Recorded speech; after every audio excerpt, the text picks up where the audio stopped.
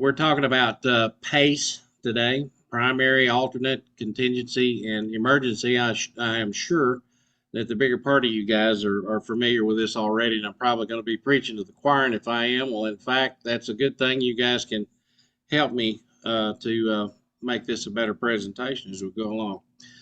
We're going to talk about a few different communications methods, and this is a generic presentation, by the way, and then a PACE plan development kind of deal that we can use. Doesn't have to be communications necessarily. It could be just almost anything that you want to think about. So again, PACE is primary, alternate, contingency, and emergency.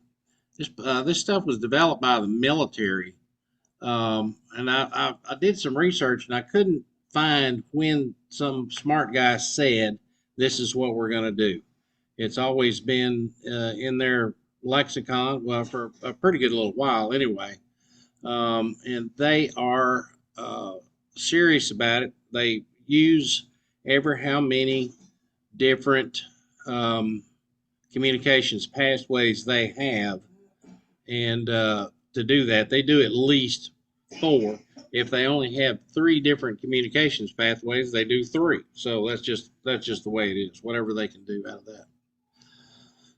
So a little bit more detail here. I'm supposed to be following along with this gizmo. So primary is what you do on an everyday basis. Your regular talk groups, your regular WinLink, whatever it is that you do on a day-to-day basis, that's the primary thing. Now, if that craps out for whatever reason, then you go to the alternate, which is your backup. You're just more, maybe your more steady thing that you might use.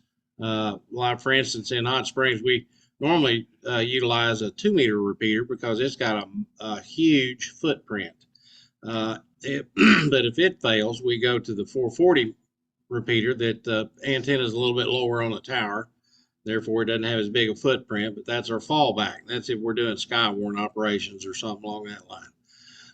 Now, if that craps out, in reality, we just quit altogether, hunker down because something bad's happened. But we could go to a cell phones or satellite phones or something like that. Of course, if the very last thing happens, then we would use carrier pigeons, runners, or maybe Oxcom.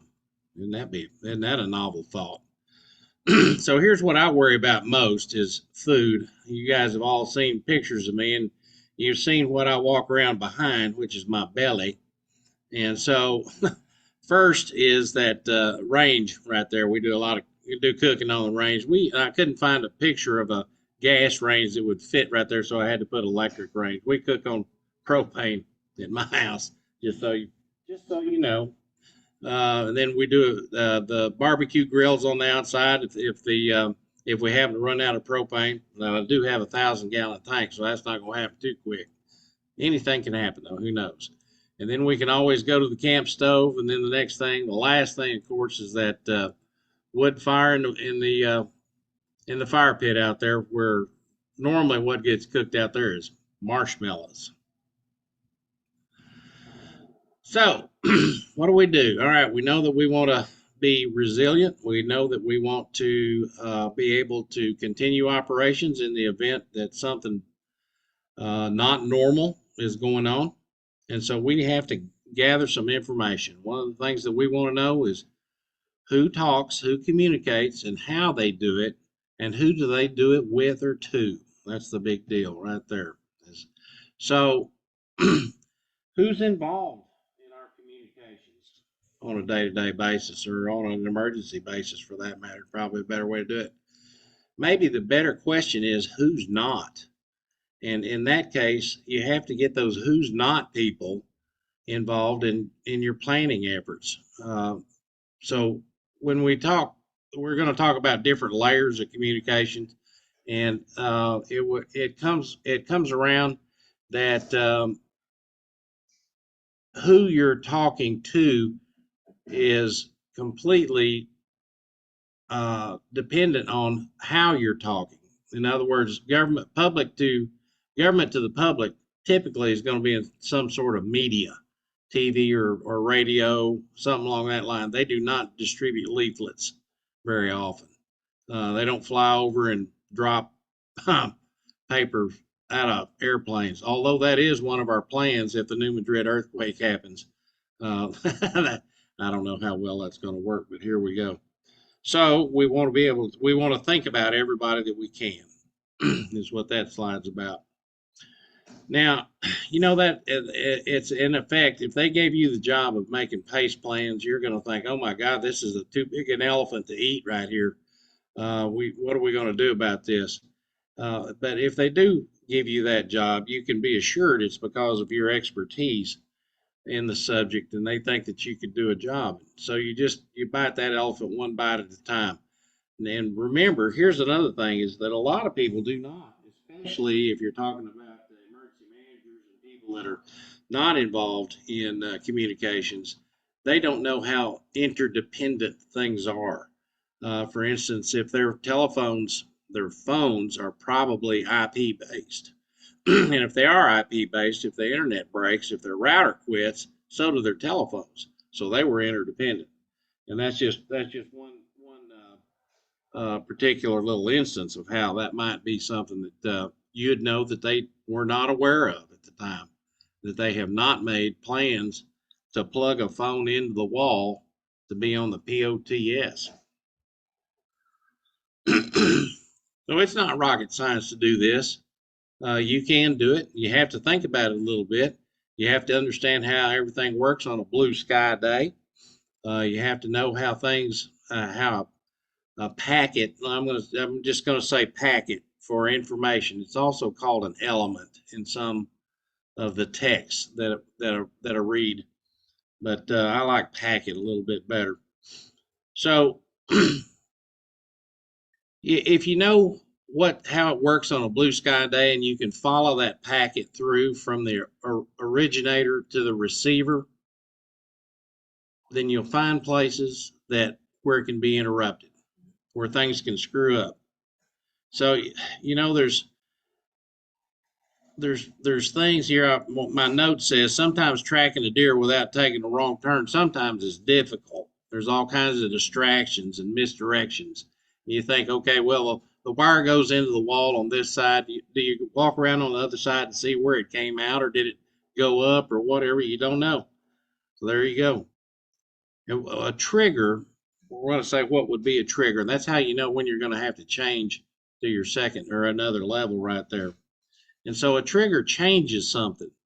And when I'm driving down the road, if I'm anywhere close to my house, or if I'm anywhere close to where the wires are in the ground, where the cables are in the ground that I know of, if I see a backhoe looking down into a hole,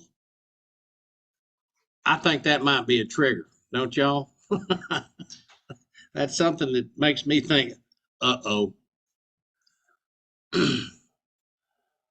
So in that plan, we have to make a needs assessment, and there's business needs to the transferring of information. You know, you have to understand what these people need. Do they need a fax machine? Do they have to have email? Is voice good enough? Whatever it is. The 5 rights of that business needs are the right information to the right person, to and from the right person, in the right time, in the right format, on the right device.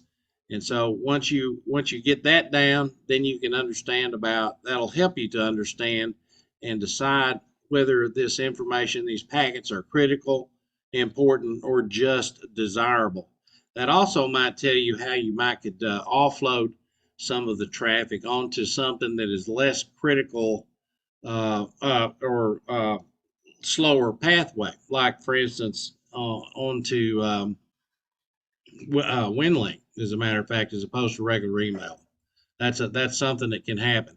That would be something that you might realize would fix your entire problem, is if you can offload some of the burden off of a damaged system onto something that will still carry the load, still make it work, but is not normal.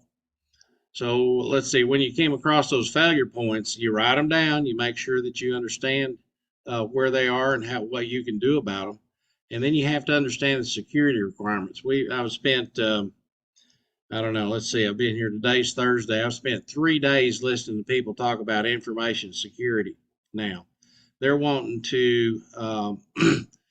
They're thinking that it is now necessary. You know, your radios are encrypted, so end to end in a public safety system, some of the talk groups are encrypted. They are also wanting to encrypt not only between the radio and the repeater, they're also wanting to encrypt the link that goes from repeater to repeater.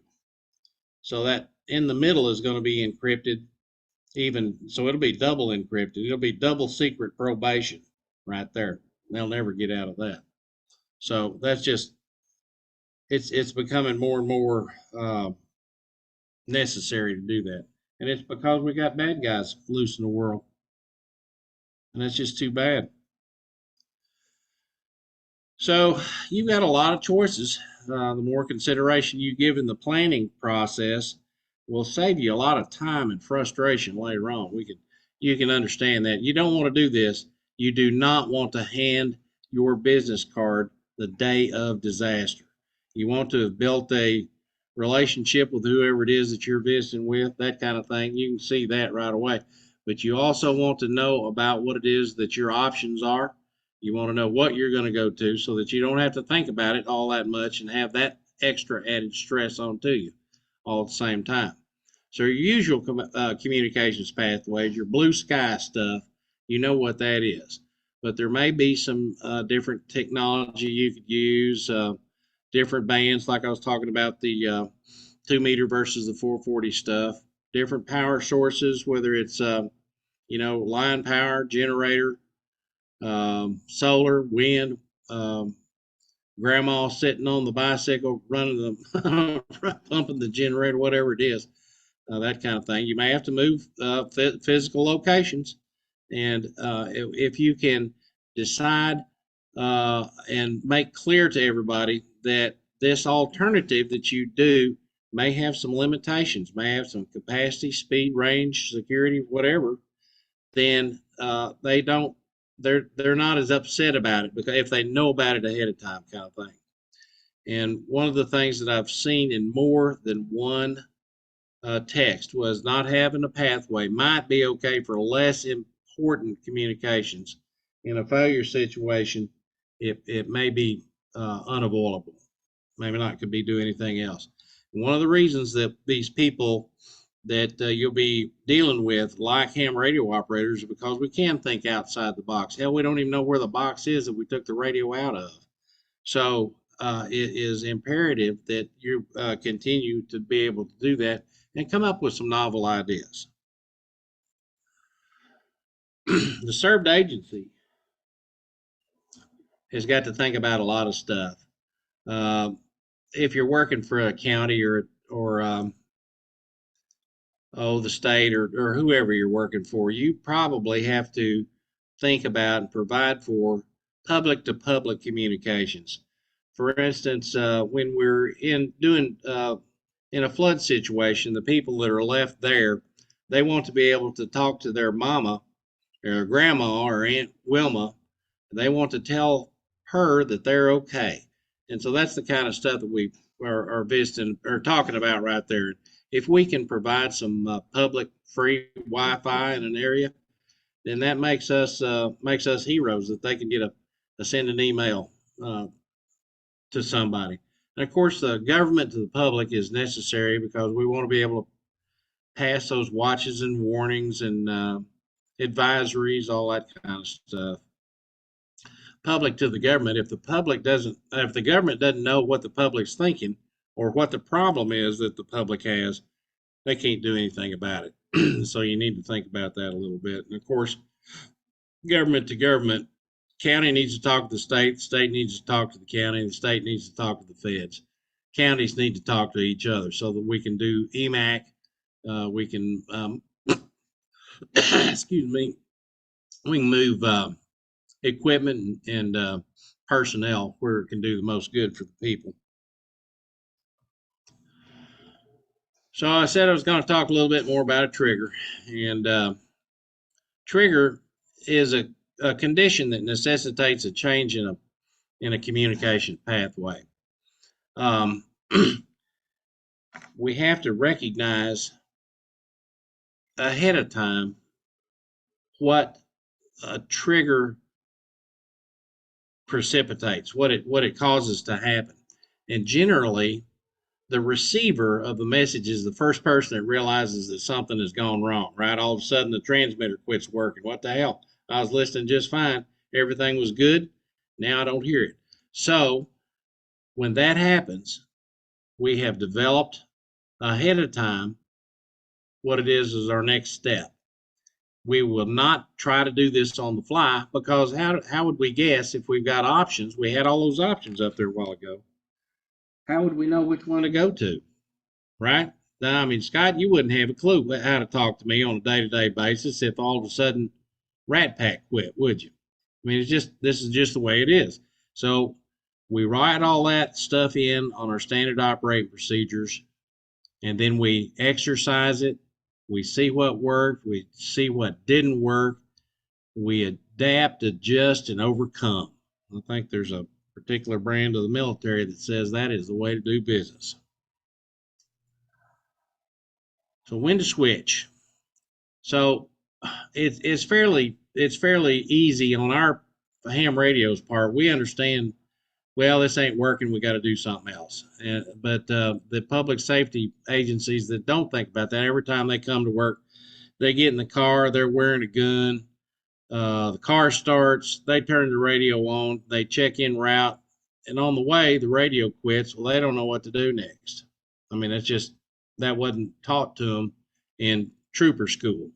So that's just something that we have to learn that we're a little bit better at than they are. And because that's second nature to us, they've got to be taught. And so that's one of the things that is difficult. It was difficult for me to understand, get that through my head. I thought, well, golly, the first thing you do, if the repeater's not working, you switch over to direct simplex and see if you can talk to them. If you can't, you need to get back closer to where you're going after you go shoot whoever it is in each shot. That's another story. So the triggers that they talk about are uh, the public public safety activities that aren't getting accomplished. Something's happening that you need to be fixing, but you can't talk to whoever it is that needs to go be fixed about it. That's a trigger. If whatever is going on is affected, the success of the mission is jeopardized. That's another trigger. If lives or property in danger because people can't communicate, that's a sure enough trigger right there. And if there's one of the questions you get, who is it that makes the decision for that? In my case, I believe that the user, the receiver, is who makes the switch probably first, unless it's if you're squeezing the microphone and nothing's happening, you need to switch radios, right? There's something not right there. That's one thing. The guy that is receiving the message is probably going to know it about the same time or maybe a little before the guy that's transmitting. And so I am of the opinion that everybody that is on the net, whatever net that is, needs to have the authority to change to the next level in their pace plan. So when do you switch back? You've got to make an announcement that whatever was broke was fixed now. All things are wonderful. The eggs are cooked perfectly. Jello's set, whatever it is, whatever term you're going to use, and then go back to the more appropriate method of communications. And so I put down here in red what other factors need to be considered in making your decision, just as a thought thing for you. That's something we can talk about later we get ready. There's a lot of things that I know of that you can certainly think about, and it's a matter of writing it down, getting everybody exercised, and get buy-in to your plan, and then it'll work for you. So, what could go wrong? Um, Everybody's got to have power to whatever system that they're running. That's a failure point, right? What else could happen? I mean, there's lightning. Uh, a storm could lay your tower down. Just on and on and on. There's no end of things that can happen to your primary system. And if your systems are separated in some fashion, if they're different architecture, then that will help you to stay away from a single point of failure causing a catastrophe, which would be everything that goes wrong. And so you ask yourself, what's the worst thing that could happen? Well, in Arkansas, we have a lot of tornadoes, but that's not the worst thing that can happen that we imagine anyway. We're concerned about that New Madrid earthquake for that part of the world up there. Now, it's not going to affect me, the geologists who are soothsayers, as far as I'm concerned. They say that we're not going to be all affected all that much. We might feel it and we might not. But I know that if all the power poles fall down in northeast Arkansas, it's going to cause a problem for my part of the world. So I think there's interdependencies that we have to be concerned about, and who knows what it's going to do to the statewide radio system. I mean, who knows? Hard to present, hard to predict. So I want you to know that Oxcom, and I'm saying Oxcom as opposed to just amateur radio because we're including the amateur guys, shares, which may be ham radio guys in that, as well as GMRS may be ham radio guys as well. So we're lumping them all together, even though the federal government is not doing that yet. But I'm sitting on a committee that we intend on probably changing that a little bit. We're going to be a little bit more inclusive with that stuff because I think it's all hands on deck at this point. Um, if they use us, I think we're going to have to pick through a bunch of different people to find the right guys that can deal with that. So Oxcom can do more than just when all else fails. We can do overload relief for message delivery, and situational awareness is one of our biggest things here in Arkansas for sure. Arkansas, Oklahoma, and Texas are working on this eclipse preparedness. And we've been working on this for just about a year now. I'm not sure how many meetings we've had, and I've been to almost all of them. I haven't gone to one in Oklahoma. I did go to one in Texas, two of them in Texas here in the last 2 months. And things are going to be very interesting. Situational awareness. There's going to be more people in the woods than you can shake a stick at. I don't know where they're going to come from, but here in Arkansas, we're getting people. Did you guys ever watch the movie Crazy Rich Asians? There's those guys that just got more money than they can. They don't know what to do with it. They're going to be flying their little jets down to every little grass runway in Arkansas, setting it down, and then where are they going to get the gas to go home? They've been requests for information for the Mount Ida Airport. It's called Bearce, Bearce. You can look it up to see how long it is. It is a paved runway. And what was his name? Charlie lived at Mount Ida. Charlie, I'll think of his name here in a little bit. He doesn't live there anymore. So I want to show you some PACE plan templates that you can use on just a daily basis. It doesn't matter what you're doing. You can use a PACE plan. I mean, if you're driving to the store, I bet there's more than one way to get there, isn't there? So you can write a PACE plan for that. Practice makes perfect. So here's your primary, alternate, contingency, and emergency. Where it says system right there, whatever it is that you're doing or talking about or thinking about, you write that down right there. And then primary, okay, we're going to go out Highway 270. We're going to turn left on blah, blah, blah, blah, blah. Well, the alternate to that is we're going to go to Ragweed Valley Road and then turn. Contingency is going to do something else. You see what I'm getting at right there.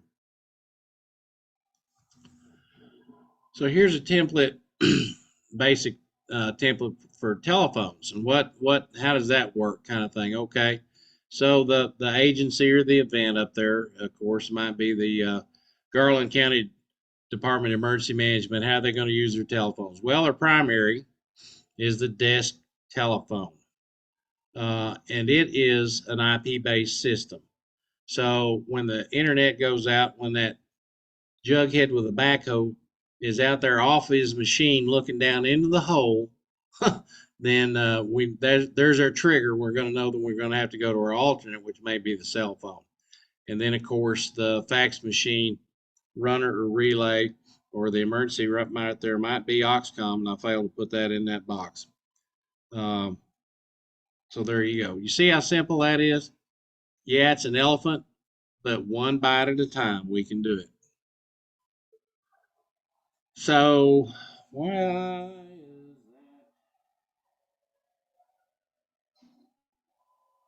that? How about that? That didn't show up. There it is. Huh. So, radio system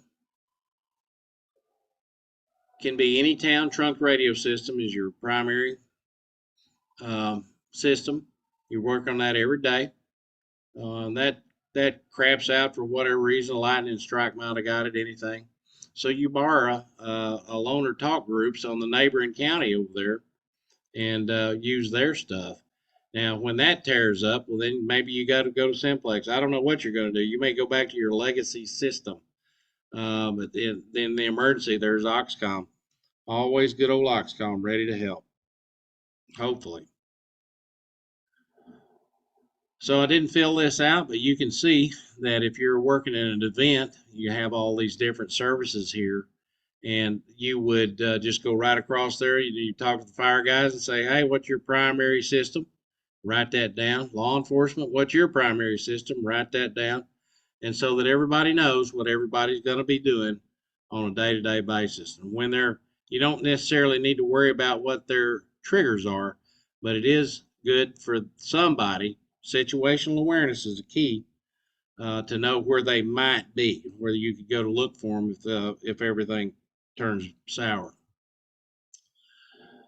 So to help you, there's all kinds of open source resources. There's all kinds of PACE plans on the internet, and you want to look at whatever somebody else in a similar situation as yours has done. There's no sense in reinventing the wheel. A lot of organizations, especially if they're your neighbors, are willing to share information. And I am of the opinion that information shared, unless it's proprietary, or secret squirrel stuff, is information that is more valuable, by the way. So I think that Google and your other search engines can be your friend when it comes to talking about PACE plans. Testing makes perfect. Practice, practice, practice. That's all there is to it. I don't want to see a PACE plan up there gathering dust. And so one of the things that we're working toward incorporating, having our exercise people incorporate, is having multiple communications failures just to test that PACE plan. We just want to see what they're going to do and what they have developed and work toward an adequate PACE plan. We're starting out very small, not doing a big thing. February the 13th, we're hosting a drill, an exercise for the Texas, Oklahoma, Arkansas area centered around Texarkana. That is going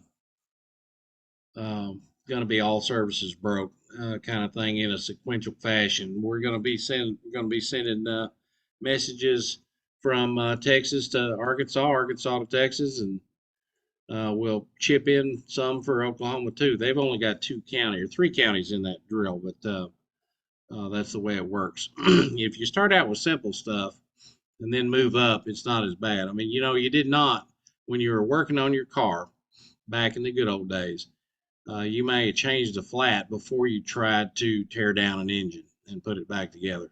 So I believe in starting small and moving to more complicated stuff is a way better way to go about learning stuff. So Columbo always said just one more thing, and that's where I am now. I want you to think about third-party dependencies. I helped write a white paper a couple of years ago, 3 years ago, I guess, something like that. And if you Google public safety communication dependencies on non-agency infrastructure and services. Now, how's that for a title? It took us 3 weeks to figure that out. But what we're talking about there is your radio tower, for instance, your repeater, depends on the road to get to it. If you have a bad rainstorm, washes the road out, you need to go up there. Hey, what are you going to have to do now? If you've got a generator up there that is propane powered and the power is off for a significant period of time, you need to get the truck up there. So you're dependent on the gas company, aren't you? Just on and on and on. You can just do all kinds of conclusions about that third party dependencies. And one of the things that you have to know, one of the things that we are beginning to have to write into contracts when we talk about these third party people is what are those contractors' failure points, and how can we work to come around, be resilient from those problems. And so we have to make the contractor understand this is a failure point on his part. What will you do about it? I mean, for instance, the guy that drives his truck may not live where the truck is and may have to come in an ice storm. And if in fact that's the case, then he may not be able to get to the propane truck. And do you really want a propane truck driving around on ice? I don't think so. So there we go. Okay, Dan, I have successfully come to the end of this particular little debacle. And there's my contact information. And I'll be happy to listen to questions here. Am I supposed to stop sharing now, Dan? Is that what I do? Yeah, that'd be okay, yes. Okay. Let's see how you do that. It says stop share right there. Oh, hey, it worked too. Hey, Scott, you got your hand up. You're first in the draw. Go ahead. Hey, JM, I sent you a message in private chat. Oh, you did? Okay. I did. Is there any way I can get a copy of this PowerPoint for my Aries group from you? Sir? Well, of course. Dan will have a copy of that. Dan, how's that work? Well, I can send him a copy of this presentation like it is, like you were doing, or in PDF form, whichever he wants. If I can get it in PowerPoint, that would be awesome. Okay, Scott. Say something more so I can write down your call sign. KM6RFB. And JM, I sent you my email address in the chat. Okay, I'm in a hotel room, Scott. You'd think there'd be a piece of paper right here with you. Oh, man. Yeah, that would be we could tell you were in a hotel room by the background there. Can you see the background? Yeah. You can also do a save chat. How do you do that? You guys are way ahead of me here. I'm telling you, I don't know. At the bottom of the chat window, there'll be 3 dots. Click on that and say save chat. Where does it go? It'll show you. It'll pop open the Okay. folder. Yeah, you can save it where you want. You could also upload a file to the chat. Or pictures. Yeah. So the PDF or of the presentation. Pretty good size PDF or pretty good size file there. Yeah. Okay. All right. Thanks, What Dan. else? Thanks, JM. I appreciate it. Thanks, Dan. You're Great very welcome. presentation. Thank you. Yeah, Victor, go ahead and take it, sir. Thank you. Good evening. Early communications, you talked about the right information, right person at the right time. And as I work with ACS, there's an expectation that we are somehow going to be intermediaries between the fire department and the Emergency Operations Center and the mayor. I don't think the mayor knows and understands ICS. And I think a lot of what we do, and I think I would expect a lot of people here, their work is based on ICS. But I don't think the mayor or the public information officer even works on a form 000, form 001.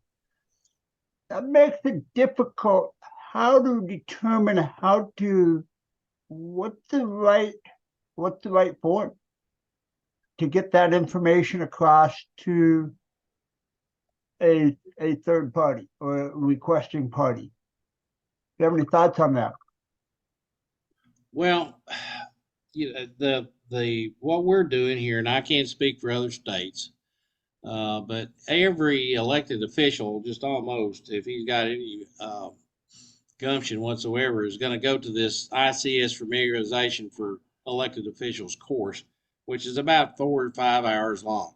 And the idea is that they don't have to know all the forms and all that stuff. They just have to understand that ICS exists. And if you're not using ICS, then that jeopardizes your payment or reimbursement for any money that FEMA might send you. And when our judge learned that, he sat down and he said, let's schedule a class. I'm ready to go, because he doesn't want his bridge money screwed with.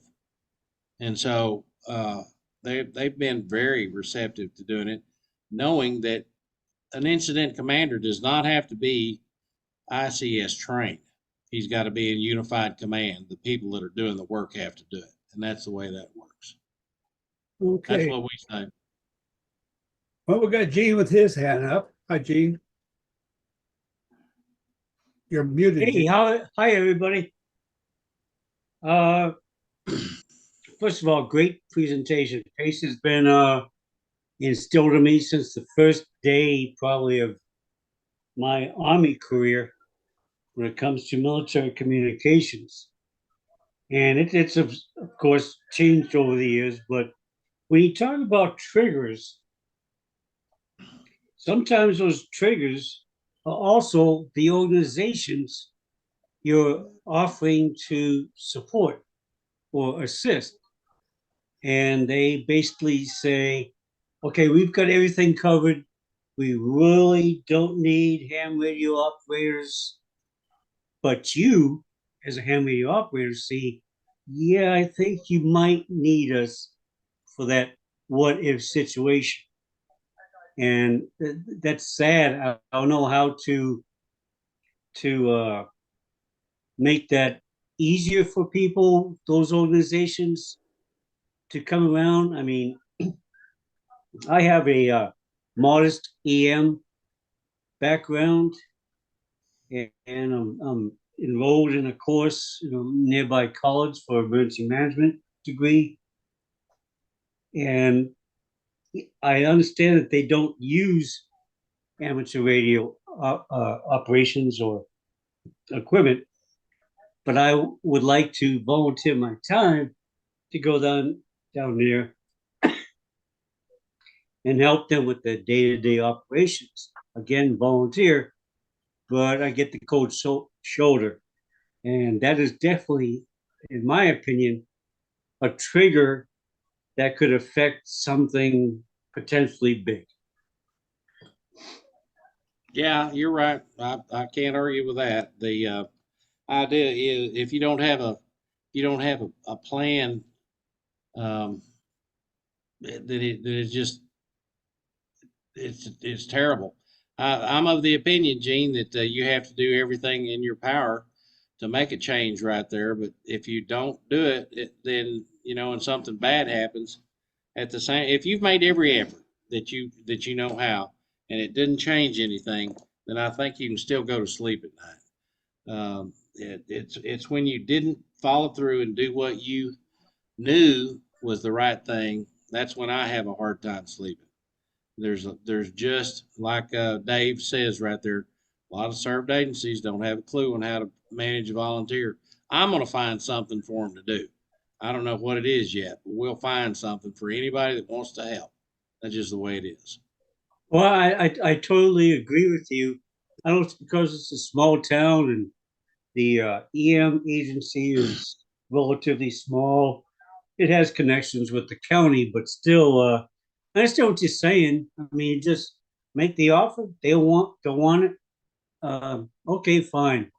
You did your part, and now you go to the background and just monitor the situation. And if the old hits the fan, saying, "You want some help now?"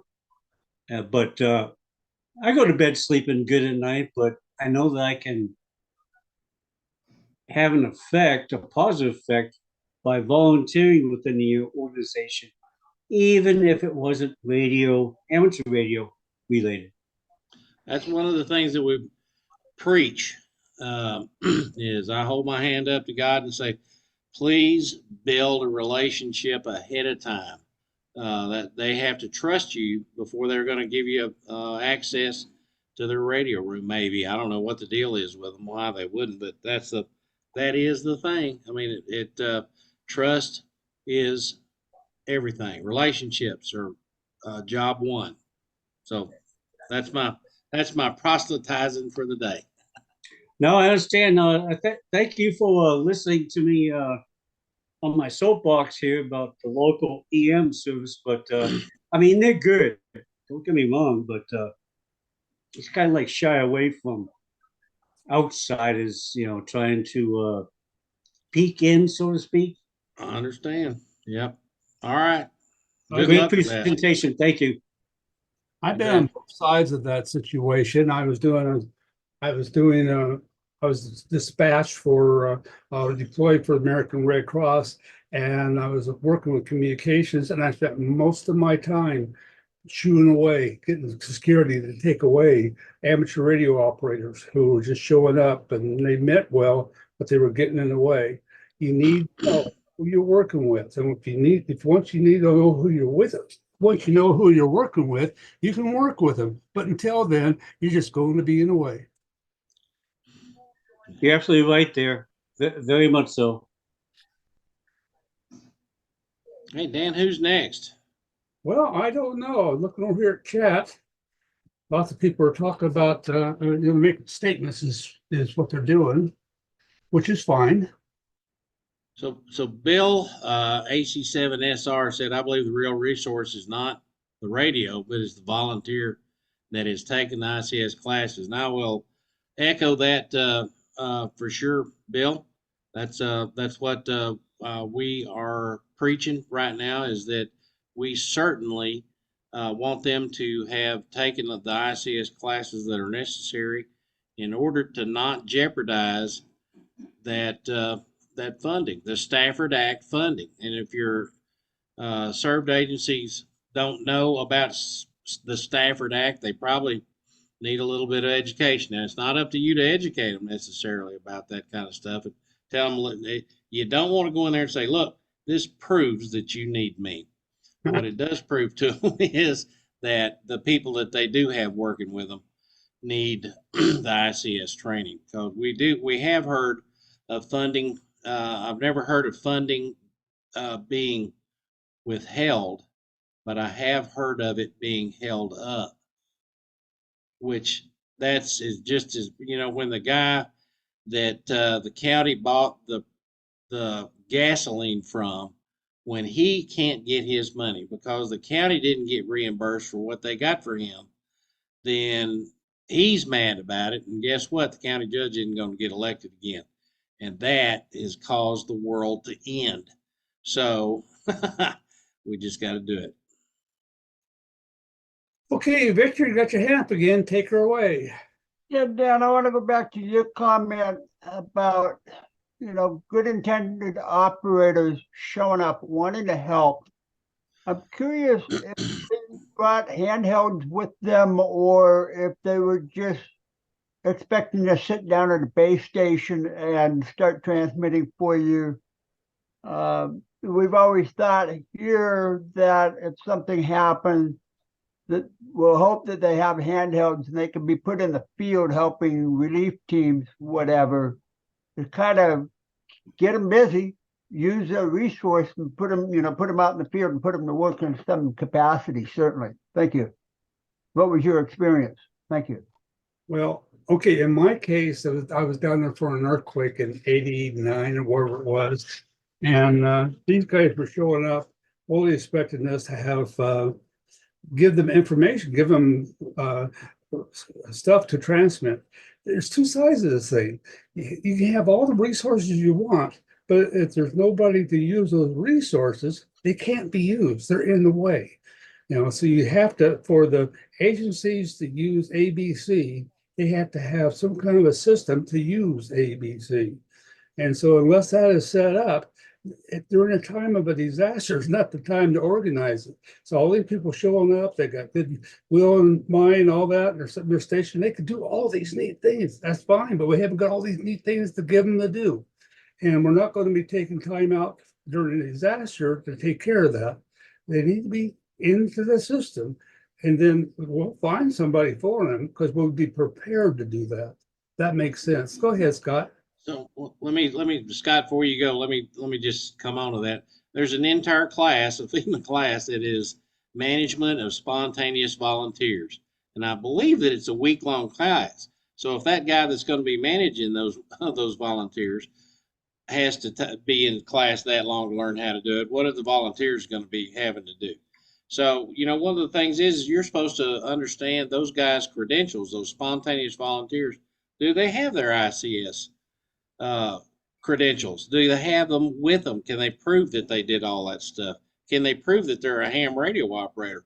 Just carrying a Baofeng radio does not an operator make. Over to you, Scott.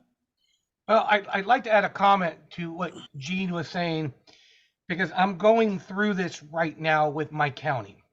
We had a large fire last year called the Mosquito Fire, and talking to some of the ham radio operators or amateurs, they wanted to know, they wanted to do more. So I took it upon myself to schedule a meeting with our OES office. And, we had our first meeting, and they were very politely told me that, they don't like amateur radio operators because of some bad experiences, i.e. a few people showed up a few years ago and said, "Hi, I'm here to run your radios. Let me do it for you." And ever since then, they've had a really sour taste in their mouth. And so I met with them, and they're like, "You know what, we're willing to listen to you." And so I just had my second meeting on the 6th of December with the county to see how we can organize the amateurs in the county. And there's still some resistance. And some of the resistance is we don't have enough staff to manage you guys. We barely have enough staff to manage our own people, let alone a bunch of volunteers. And so this is a challenge that I'm currently going through with my OES office. So it's a challenge.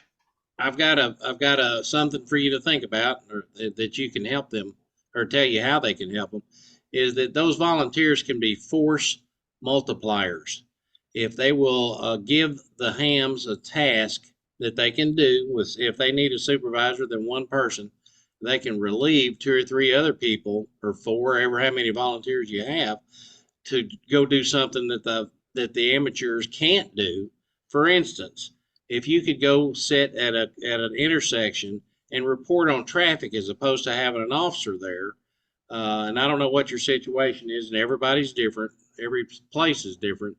If you can approach it in that fashion, it might help them to see that you guys are have your heart in the right spot, and that you really and truly do want to help, and you're not in it for the glory of the thing. I mean. Oh, absolutely. And I did present that to them, and they fully recognize it.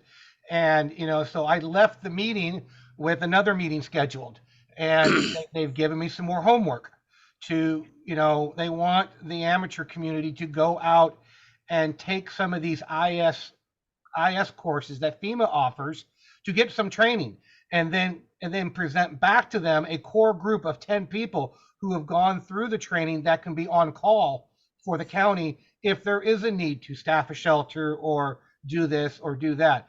So we're breaking some barriers right now. We're not there, but we're getting there. I think that's excellent. I want you to volunteer. Once you get there, I'm sure the classes are 100, 200, 700, and 800. Yep. Once you get those under your belt, tell them that you would love to take the Oxcom class, which is not going to teach you anything really other than how to work in an EOC. They're going I've to been talk through the Oxcom. I've been through it. I There, want to become a there you go. state-sponsored instructor. Well, get after it, young man. I'm telling you, that's what you got to do is present yourself as a trained individual, and they'll utilize you. I bet. Well, and that's why I've been talking to Joey Clements. Is Joey's trying to steer me in the right direction to be a state-sponsored Oxcom instructor for California. And Well, there you so go. and so back to you, Gene. It's a challenge, and you've got to be persistent, and you've got to be professional, because that's where, and no offense to anybody, that's where amateurs seem to drop the ball sometimes, is that professional part. Yep. Well, you're absolutely right there. I mean, I couldn't agree with you more. I mean, you got to go in there as a helper, not as a manager of the system, saying, hey, you have a system. I might have some assets here that can assist you.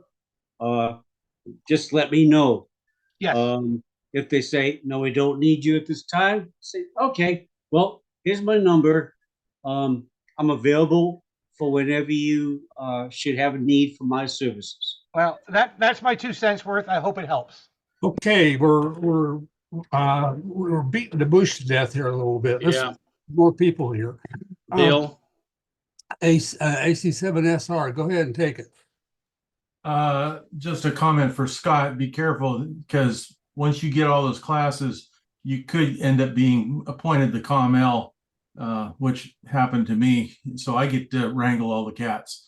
They're all my cats because in my Aries group, but still, I've been through the COML class too, so I'm good.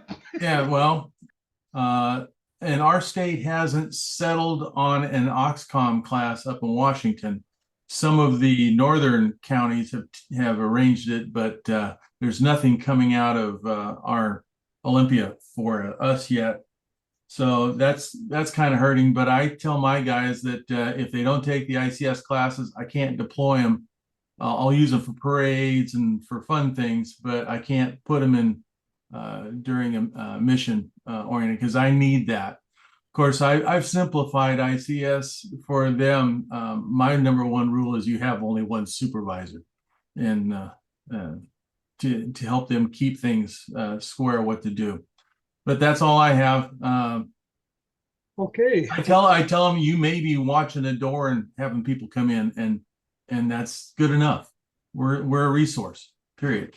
If you can handle what you got it made. Steve, come on here and get us all straightened out, Steve.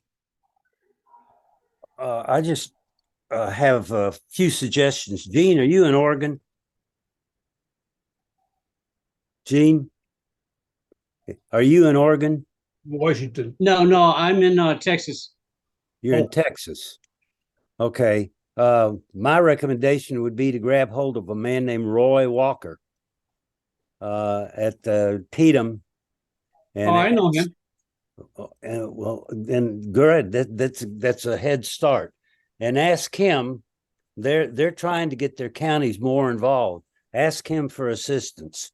And he has somebody that he as a volunteer reports to, named Kevin Lemon, who's the ESF2, the communication manager for the state.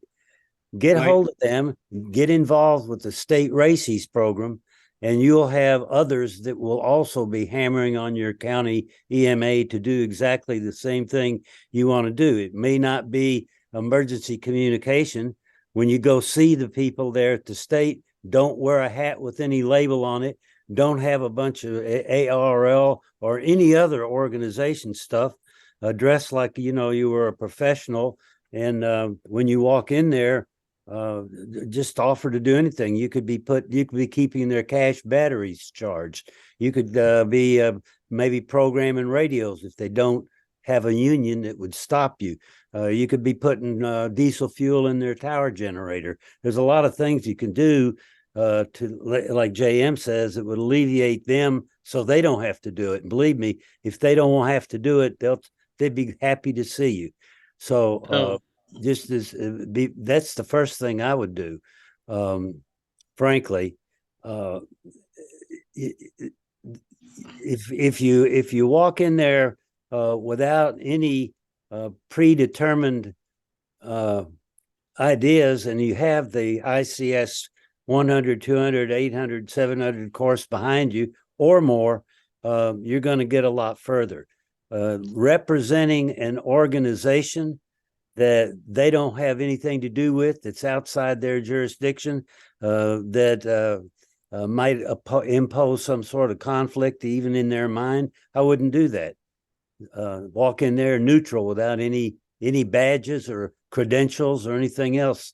If you have ICS courses, hand the guy the transcript and let him see what you've done.